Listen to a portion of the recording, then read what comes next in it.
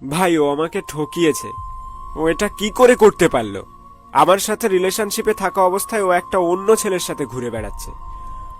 আমাকে ও ভুলেই গেল। ওর কাছে আমার কোনো মূল্য নেই।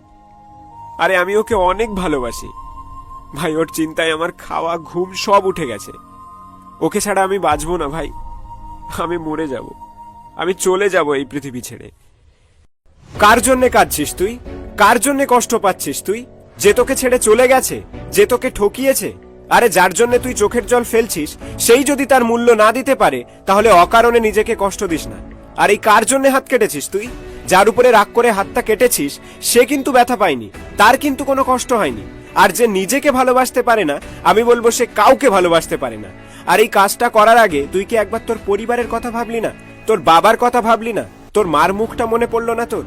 আরে যে মানুষটা 10 মাস 10 দিন গর্ভে ধরে জন্ম দেওয়ার পরে অফুরন্ত ভালোবাসা দিয়ে তোকে বড় করে তুলেছে, আজ তার ভালোবাসার মূল্য না দিয়ে তুই কিনা একটা দুদিনের ভালোবাসার জন্য নিজের জীবন দিতে যাচ্ছিলিস।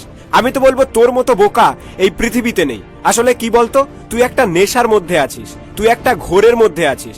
যেদিন তোর এই ঘোর কেটে যাবে না, দেখবি সেদিন পৃথিবীতে ভালোবাসার মানুষের অভাব নেই। চল, অনেক তো হলো ভালোবাসা ভালোবাসা খেলা। এবার সময় ঘুরে দাঁড়ানোর, এবার সময় ক্ষমা করে দেওয়ার। যদি তুই নিজেকে ঠিকমতো তৈরি করতে পারিস, তাহলে ওর থেকে 1000 গুণ বেশি ভালো মেয়ে তুই পাবি। আর তুই যদি মদ গাঁজা সিগারেট খেয়ে দেবদাস হতে চাস, তাহলে একটা কথা মাথায় রাখিস, দেবদাসের কিন্তু অকাল মৃত্যু হয়েছিল।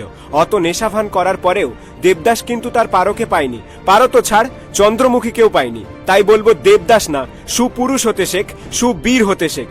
জীবনের কঠিন সত্যগুলোকে গ্রহণ করে নিতে শেখ। আসলে তোর কোনো দোষ না, কারণ সারা পৃথিবীটাই এখন ভালোবাসা ভালোবাসা খেলায় মত্ত। আর এই মিথ্যে ভালোবাসার খেলাতে যখন আমাদের মতো কিছু ছেলে সত্যিই কাউকে ভালোবেসে ফেলে, তখন সেটাই আমাদের অন্যায় হয়ে দাঁড়ায়। তাই আজ থেকে মিথ্যে ভালোবাসার পিছনে আর না ছুটে নিজের ক্যারিয়ারটা তৈরি করার কাজে লেগে পড়। নিজেকে এমন জায়গায় নিয়ে যা যেন ওই মেয়েটাই ভবিষ্যতে তোকে দেখে আফসোস করে যে কেন তোকে ছেড়ে দিয়েছিল। ওই যে কথাই বলে না, দেখবি আর জ্বলবি লুচির মতো ফুলবি। আজ যেমন ও তোকে তুচ্ছ ভেবে ছেড়ে চলে গেছে, আগামীতে তোর পাশে ওকে যেন তুচ্ছ নগণ্য ক্ষুদ্র ফালতু বলে মনে হয়। তাই এখন থেকে একটা নতুন যুদ্ধের সূচনা কর, যে যুদ্ধে বদলা নয়, নিজেকে বদলানোর লড়াই কর। ভালো তাকেই বাসবি যে তোর ভালোবাসার মূল্য দেবে।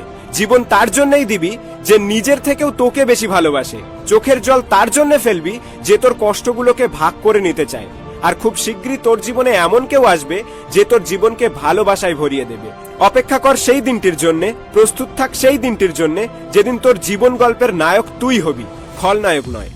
তাই শেষবারের মতো ওই মেয়েটার কাছে গিয়ে বল যে তুই আমার যোগ্যই ছিলিস না। ধন্যবাদ তোকে আমার অল্প সময় নষ্ট করার জন্য। যা, তোকে ক্ষমা করে দিলাম। আর তুই কি ভাবছিস তোকে ছাড়া আমি বাঁচবো না? আবে শোন, তুই একটা মেয়ে, অক্সিজেন না।